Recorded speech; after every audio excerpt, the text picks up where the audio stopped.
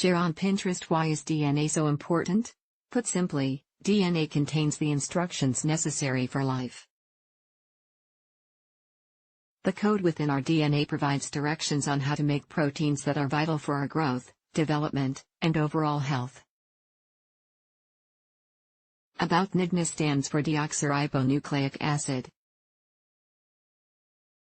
It's made up of units of biological building blocks called nucleotides. DNA is a vitally important molecule for not only humans, but for most other organisms as well. DNA contains our hereditary material and our genes. It's what makes us unique.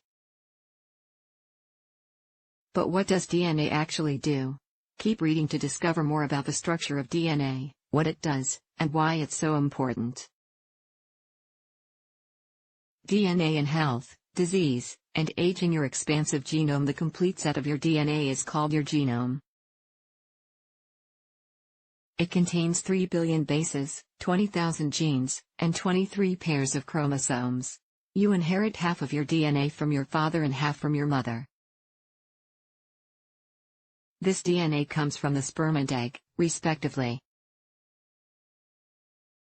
Genes actually make up very little of your genome, only 1%. The other 99% helps to regulate things like when, how, and in what quantity proteins are produced. Scientists are still learning more and more about this non-coding DNA. DNA damage and mutations. The DNA code is prone to damage. In fact, it's estimated that tens of thousands of DNA damage events occur every day in each of our cells. Damage can occur due to things like errors in DNA replication, free radicals, and exposure to UV radiation. But never fear. Your cells have specialized proteins that are able to detect and repair many cases of DNA damage. In fact, there are at least 5 major DNA repair pathways. Mutations are changes in the DNA sequence. They can sometimes be bad. This is because a change in the DNA code can have a downstream impact on the way a protein is made. If the protein doesn't work properly, disease can result. Some examples of diseases that occur due to mutations in a single gene include cystic fibrosis and sickle cell anemia. Mutations can also lead to the development of cancer. For example, if genes coding for proteins involved in cellular growth are mutated, cells may grow and divide out of control. Some cancer-causing mutations can be inherited while others can be acquired through exposure to carcinogens like UV radiation, chemicals, or cigarette smoke. But not all mutations are bad. We're acquiring them all of the time. Some are harmless while others contribute to our diversity as a species. Changes that occur in more than 1% of the population are called polymorphisms. Examples of some polymorphisms are hair and eye color. DNA and aging. It's believed that unrepaired DNA damage can accumulate as we age, helping to drive the aging process. What factors can influence this? Something that may play a large role in the DNA damage associated with aging is damage due to free radicals. However, this one mechanism of damage may not be sufficient to explain the aging process. Several factors may also be involved. One theory trusted source as to why DNA damage accumulates as we age is based in evolution. It's thought that DNA damage is repaired more faithfully when we're of reproductive age and having children. After we've passed our peak reproductive years, the repair process naturally declines. Another part of DNA that may be involved in aging are telomeres. Telomeres are stretches of repetitive DNA sequences that are found at the ends of your chromosomes. They help to protect DNA from damage, but they also shorten with each round of DNA replication. Telomere shortening has been associated with the aging process. It's also been found that some lifestyle factors such as obesity, exposure to cigarette smoke, and psychological stress can contribute to telomere shortening. Perhaps making healthy lifestyle choices like maintaining a healthy weight, managing stress, and not smoking can slow telomere shortening? This question continues to be of great interest to researchers. What is DNA made of? The DNA molecule is made up of nucleotides. Each nucleotide contains 3 different components: a sugar, a phosphate group, and a nitrogen base. The sugar in DNA is called 2-deoxyribose. These sugar molecules alternate with the phosphate groups, making up the backbone of the DNA strand. Each sugar in a nucleotide has a nitrogen base attached to it. There are 4 different types of nitrogen bases found in DNA. They include adenine, acetylcysteine, C-guanine, G-thymine, T. What does DNA look like? The 2 strands of DNA form a 3D structure called a double helix. When illustrated, it looks a little like a ladder that's been twisted into a spiral in which the base pairs are the rungs and the sugar-phosphate backbones are the legs. Additionally, it's worth noting that the DNA in the nucleus of eukaryotic cells is linear, meaning that the ends of each strand are free. In a prokaryotic cell, the DNA forms a circular structure. What does DNA do? DNA helps your body grow and it contains the instructions that are necessary for an organism, a bird, or a plant for example, to grow, develop, and reproduce. These instructions are stored within the sequence of nucleotide base pairs.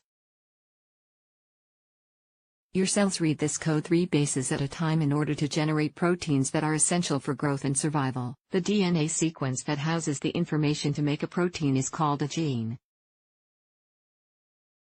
Each group of 3 bases corresponds to specific amino acids, which are the building blocks of proteins. For example, the base pairs TGG specify the amino acid tryptophan while the base pairs GGC specify the amino acid glycine. Some combinations, like TAA, TAG, and TGA, also indicate the end of a protein sequence. This tells the cell not to add any more amino acids to the protein. Proteins are made up of different combinations of amino acids. When placed together in the correct order, each protein has a unique structure and function within your body. How do you get from the DNA code to a protein? So far, we've learned that DNA contains a code that gives the cell information on how to make proteins. But what happens in between? Simply put, this occurs via a 2-step process. First, the 2 DNA strands split apart. Then, special proteins within the nucleus read the base pairs on a DNA strand to create an intermediate messenger molecule. This process is called transcription and the molecule created is called messenger RNA, mRNA. mRNA is another type of nucleic acid and it does exactly what its name implies. It travels outside of the nucleus, serving as a message to the cellular machinery that builds proteins. In the second step, specialized components of the cell read the mRNA's message 3 base pairs at a time and work to assemble a protein, amino acid by amino acid. This process is called translation. Where is DNA found? The answer to this question can depend on the type of organism that you're talking about. There are 2 types of cell, eukaryotic and prokaryotic.